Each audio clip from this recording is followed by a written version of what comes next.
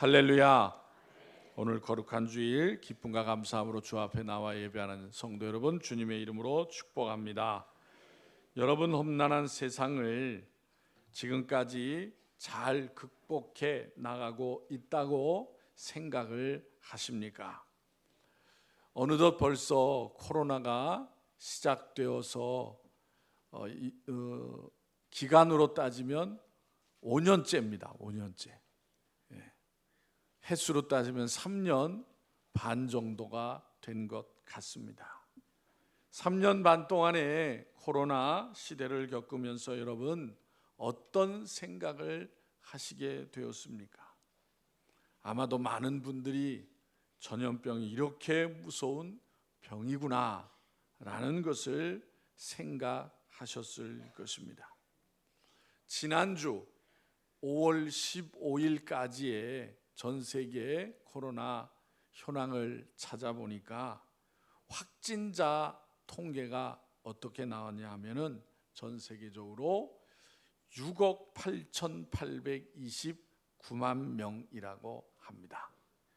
지금 세계 인구가 한 80억 정도 된다 그래요. 80억. 그러니까 계산을 해보니까 한 8%가 조금 넘게 코로나를 걸린 것 같습니다. 인구 비례에 계산해 보면 얼마 안 되는 것 같잖아요, 그죠? 그런데 여러분, 역사상 전염병으로 7억 명 가까이 걸린 적이 없어요. 처음이에요, 처음. 그 6억 8천만 명 가운데에 사망한 사람을 보니까 687만 명 정도가 됩니다. 그러니까 700만 명 가까이 돼가는 거죠, 그죠? 그리고 여전히 지금도 많은 사람들이 코로나로 인해서 고통을 겪고 목숨을 잃는 그런 분들이 있다는 것입니다. 여러분, 전염병이 처음 발생할 때에는 극소수의 사람에게만 발병을 하게 됩니다. 그런데 병이 일단 사람들 사이에 퍼지게 되면은 걷잡을 수 없이 번지면서 수많은 사람이 그 병에 희생을 당하게 되는 것입니다. 그래서 전염병은 무서운 병이라고 하는 것을 알 수가 있어요. 그런데 사실 여러분, 이 세상에는 우리를 두렵게 하는 전염병보다 더 무서운 것이 있는 거예요. 그것이 뭘까요? 그것은 다른 것이 아니라 인간의 죄입니다. 인간의 죄가 세상에서 가장 무서운 것이라 할 수 있어요. 하나님께서 처음 만드신 이 세상에는 죄라는 것이 없었습니다. 그래서 죄가 없기 때문에 이 세상에 죽음도 없었습니다. 그런데 처음 사람 아담과 하와가 죄에 빠지면서 이 세상 전체에 죄가 들어오게 되었고 사람들과 짐승들에게도 죽음이 생기게 된 것입니다. 그리고 이 죄는 없어지지 아니하고 사람들과 짐승들을 계속 지배하게 되었습니다. 그래서 사람들과 짐승들 사이에 미움이나 분노가 생기게 되었고 또한 질병과 다툼과 전쟁과 가난 등의 비참한 현상들도 생기게 된 것입니다. 그리고 이후에 모든 인간은 죄를 짓게 되었고 모두가 또한 비참하고 고통을 겪으며 살다가 죽게 된 것입니다.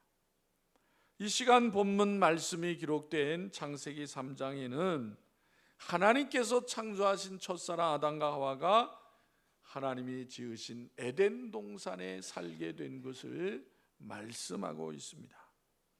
에덴 동산이 어디 있느냐? 그 위치는 대체로 학자들이 추측하기를 이라크나 이란, 요즘에 국가 이름이 바뀐 튀르키예 지역일 것이라고 봅니다.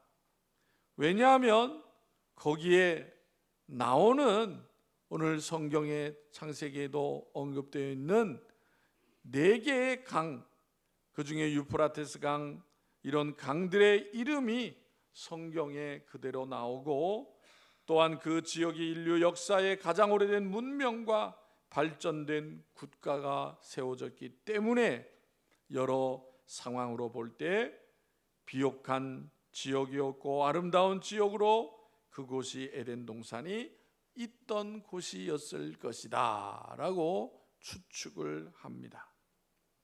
여러분, 에덴이란 말은 기쁨이라는 뜻이에요. 하나님께서 인간에게 살게 하신 땅, 그곳은 기쁨의 땅이었다라는 거예요. 그래서 인간에게는 평안과 자유와 영광과 권세가 있었습니다. 그리고 그곳에서는 영원히 살 수 있었고, 전쟁과 다툼과 불평과 불만은 전혀 없던 것입니다. 이렇게 행복하고 만족하며 영광스럽고 영원히 살아가도록 지음받은 것이 바로 우리 인간이었습니다. 첫사람 아담과 하와는 나쁜 것은 전혀 생각할 줄 모르는 정말 순진하고 착한 사람이었습니다. 그런데 이렇게 착하고 순진한 사람들을 죄 짓도록 유혹한 것이 바로 뱀이었다는 것입니다. 우리 다 같이 3장 1절을 함께 읽겠습니다. 시작. 그런데 뱀은 여호와 하나님이 지으신 들짐승 중에 가장 강교하니라. 뱀이 여자에게 물어 이르되 하나님이 참으로 너희에게 동산 모든 나무의 열매를 먹지 말라 하시더냐.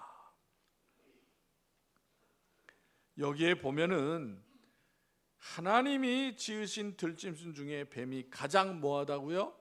간교하다 그랬어요. 이 간교하다는 말의 원뜻은 조금 우리 이해와 다릅니다. 어떤 뜻이 있냐면 가장 똑똑하고 인간과 가깝다라는 뜻이에요. 그리고 그 당시에 뱀은 사람처럼 걸어다니는 존재였다라는 것도 알 수가 있습니다. 어떻게 할까요? 뱀이 저주받은 다음에 하나님께서 그 뱀에게 뭐라고 말씀하십니까? 너는 배로 기어다녀라.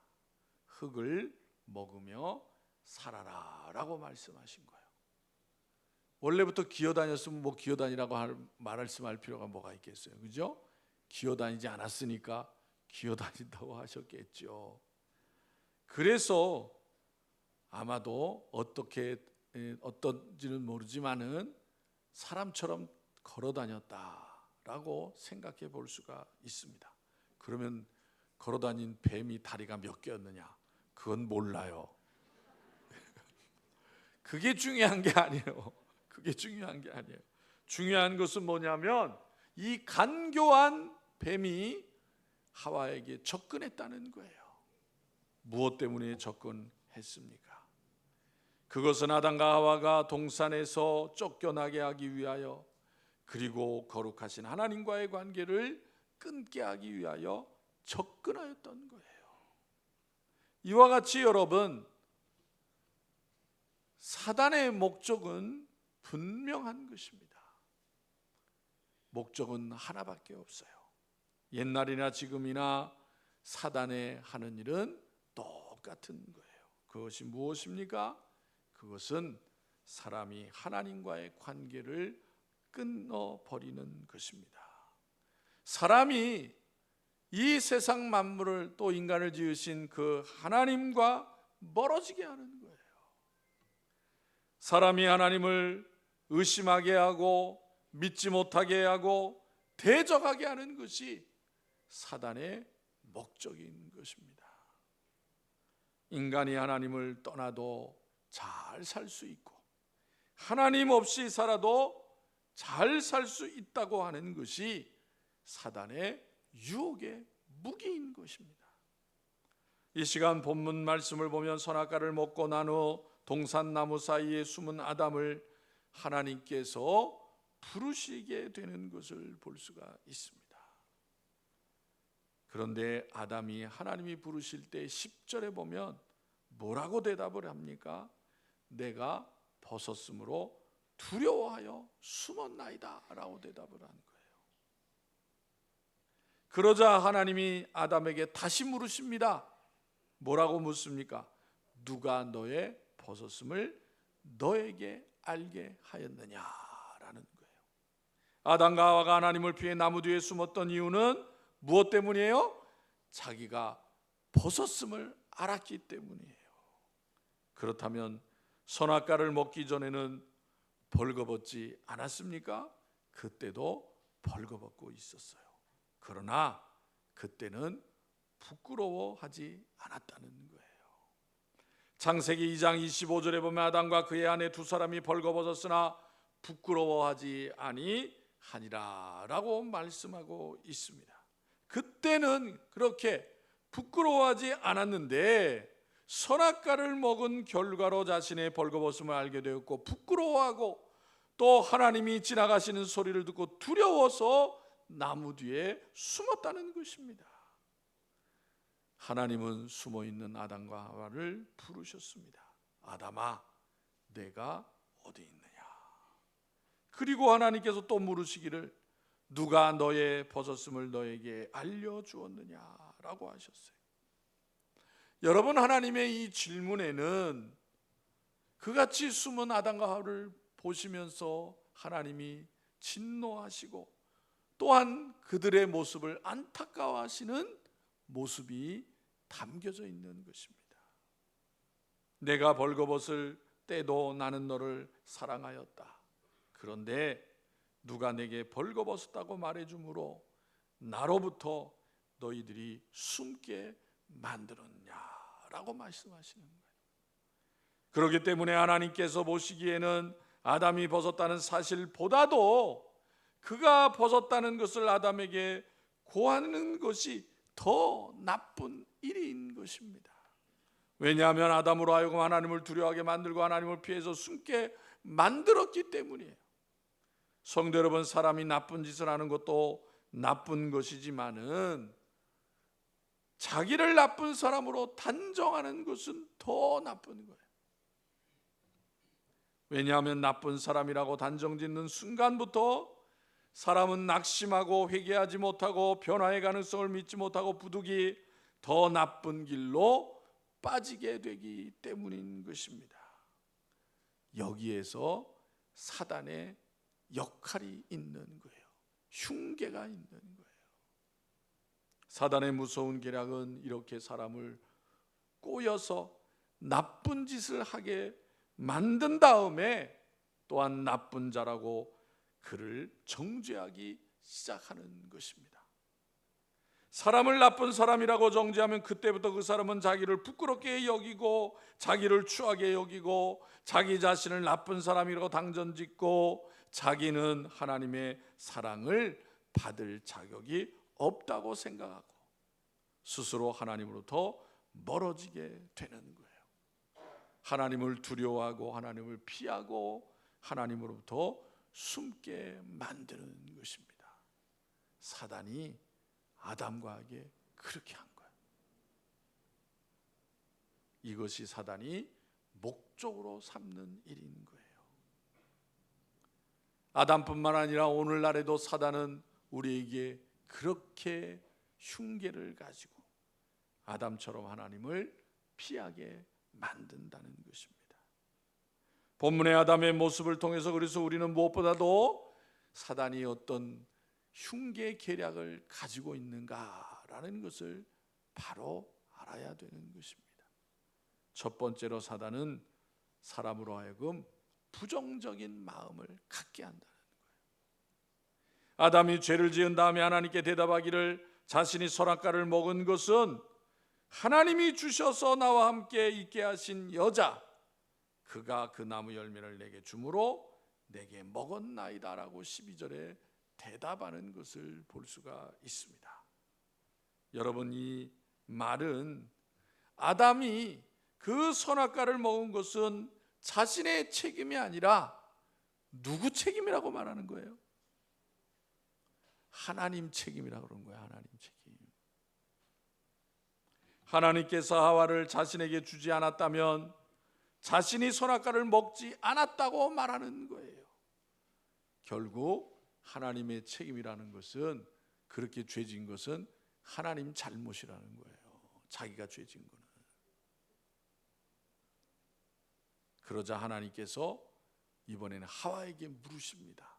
우리 13절을 읽겠습니다. 13절 다 같이 시작. 여호와 하나님이 여자에게 이르시되 내가 어찌하여 이렇게 하였느냐? 여자가 이르되 뱀이 나를 꿰물어 내가 먹었나이다. 여러분, 성경에 보면은 하나님께서 아담에게 하와를 만들어 주셨잖아요. 근데 왜 무엇 때문에 만들어 주셨다고 그랬어요? 돕는 배필이 되라 그랬어요. 다시 말해서 남자는 혼자로 완전한 게 아니라는 거예요. 그래서 여자를 만들어 주어서 남자를 잘 도와서 하나님의 뜻을 분별하게 하고 함께 하나님 앞에서 더 온전한 사람이 되라는 것입니다. 그런데 하와가 오히려 먼저 뱀의 유혹에 넘어가서 아담으로 하여금 그도 죄에 빠지게 한 것은 변명의 여지가 없는 거예요. 결국 하와가 이렇게 나쁜 도구로 사용된 것은 자신의 연약함을 생각하지 아니하고 아담에게 도리어 영향을 주려고 하였기 때문인 것입니다. 하와는 하나님의 질문에 자기가 교만해서 죄를 짓게 되었다고 그렇게 말을 하지 아니하고 그 책임을 어디에다 돌립니까? 하나님이 지으신 뱀에게 돌리는 거예요. 뱀에게. 그래서 여러분, 인간은 죄를 지은 후부터는 이와 같이 하나님 앞에 정직하지도 않고 책임도 지지 않는 무책임한 존재가 되는 것을 알 수가 있는 거예요. 그러니까 사단이 가지고 있는 그러한 무서운 계략이 결코 가벼운 것이 아니다라는 것을 알 수가 있어요. 두 번째, 사단은 열등의식 전략을 사용한다는 거예요. 사단은 우리에게 뭐라고 합니까? 너는 능력이 없으므로 뭘 해도 안 돼 라고 하는 거예요. 너는 가진 것이 없어서 성공할 수가 없어 라고 말하는 거예요. 그래서 오늘날 많은 사람들이 욕망을 갖고 죄를 지어서라도 자기가 원하는 것을 얻으려고 하는 거예요. 사단은 이렇게 사람에게 열등의식과 불평하는 마음을 갖도록 미혹하는 것입니다. 성경에 보니까 하나님의 사람도 이러한 사단의 미혹을 받게 되는 것을 말씀하고 있어요.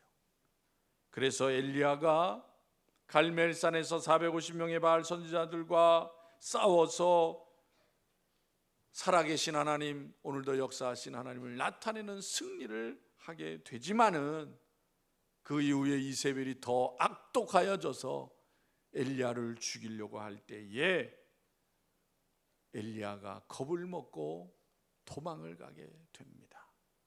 열왕기상 19장 4절에 보면 그래서 그러한 엘리사의 초라한 모습을 보여줍니다. 한 로뎀 나무 아래에 앉아서 자기가 죽기를 원하여 이르되 여호와여 넉넉하오니 지금 내 생명을 거두시옵소서. 나는 내 조상들보다 낫지 못하나이다. 갈멜산에서 기도함을 통해서 450명의 바알 선지자를 이겼던 그 당당한 모습은 어디 갔는지 보이지를 않습니다. 엘리야는 낙심에 빠졌어요. 엘리야가 누굽니까? 구약시대에 하나님의 능력을 나타낸 대표적인 위대한 선지자입니다. 그런데 그러한 엘리야도 사단의 열등의식 전략에 빠지게 되니까 자신이 작아 보였던 것입니다. 여러분, 우리가 잘 아는 사울이 망한 이유가 무엇입니까? 자기가 하나님 앞에서 어떻게 서야 되는지를 잊지 않아야 될 텐데 그런 생각을 하지 아니하고 백성들이 칭찬하는 다윗과 자신을 비교한 거예요. 백성들이 골리앗을 물리치고 돌아온 다윗을 환영하면서 사울은 천천히요 다윗은 만만이라도 하는 말을 사울이 들었습니다. 그 말을 듣고 사울이 자신이 작아 보이기 시작한 거예요. 다윗에 대하여 질투하고 시기하기 시작하였습니다. 그로 말미암아 그는 하나님을 불신하고 신접한 여인을 찾아가요. 하나님의 제사장들을 다 죽입니다. 무서운 인간이 되고 말았어요. 여러분, 우리가 인간이 질투와 시기에 빠지게 되면 다른 사람의 약점도 들추게 되는 거예요. 공격하게 됩니다. 그런데 성경에서는 우리에게 뭐라고 말씀을 하십니까? 로마서 15장 1절에 보면 믿음이 강한 우리는 마땅히 믿음이 약한 자의 약점을 담당하고 자기를 기쁘게 하지 아니할 것이라고 그랬어요. 성도 여러분, 우리는 누구에게나 다 약점이 있어요. 단점이 있어요. 그래서 사람들은 자신의 약점은 숨기려고 하고 다른 사람의 약점은 들추어내려고 합니다. 그런데 여러분, 하나님을 믿는 성도들은 어떻게 해야 되느냐라는 거예요. 자신의 약점을 숨기려고 하는 것이 아니라 그 약점을 인정하라는 것입니다. 그리고 약점을 강점으로 바꿔야 된다는 것입니다. 즉, 그 약점 때문에 하나님께 감사하라는 거예요. 나의 약점이 그것으로 인하여 하나님께 의존할 수 있도록 이끌어 주기 때문인 거예요. 약점이 내가 거만하지 않게 막아주기 때문인 것입니다. 약점이 나에게 겸손함을 잃지 않게 해주기 때문인 것입니다. 그 약점이 하나님보다 내가 앞서 나가는 것을 방지해 주기 때문인 거예요. 위대한 하나님의 복음 증거자였던 사도 바울은 육체에 가시가 있다고 했습니다. 즉 다른 사람 보기에 부끄러운 그런 질병으로 고통을 받았습니다. 그래서 하나님께 3번이나 간구했다고 그랬어요. 그것을 없애게 해달라고. 그러나 하나님이 내 은혜가 내게 족하도다 대답하셨습니다. 그것을 깨달은 바울은 고린도후서 12장 10절에서 이렇게 고백합니다. 그러므로 내가 그리스도를 위하여 약한 것들과 능욕과 궁핍과 박해와 곤고를 기뻐하노니 이는 내가 약한 그때의 강함이니라 라고 한 거예요. 여러분, 하나님은 때로는 우리를 더욱 크게 사용하기 위하여 그와 같은 약점을 우리에게 주시기도 하는 거예요. 구약 성경에 보면 야곱이 나오지 않아요? 야곱이 형의 장자권이 욕심나서 형을 속여서 그것을 얻게 됩니다. 그런데 그로 말미암아 어떻게 해요? 도망가게 되죠. 그죠? 외산주적으로 도망을 가요. 20년이 지났습니다. 다시 집으로 돌아오게 됩니다. 그런데 가벼운 마음으로 돌아오지 못해요. 그죠? 무거운 마음을, 두려움을 가지고 돌아옵니다. 왜요? 20년 전에 형한테 한 짓이 있으니까. 형이 가만 안 놔둘 것 같아요. 그래서 자기의 가족들, 내 아내를 줄을 쫙 세워놓고 누가 제일 소중한 부인인가 순번을 정해가지고 그렇게 돌아옵니다. 형이 400명의 군사들을 끌고 야곱에게 온다는 거예요. 야곱이 무서워합니다. 큰일 났는데 어떡하지? 그런데 야곱을 만난 에서가 진노하지 아니하고 보복한 것이 아니고 기쁘게 동생을 맞아줘. 기쁘게. 어떻게 그렇게 된 겁니까? 하나님이 그렇게 만드신 거예요. 야곱은 아무것도 안 했어요. 아무것도. 걱정만 했어요. 야복강에서 천사를 만나게 됩니다. 씨름을 해요.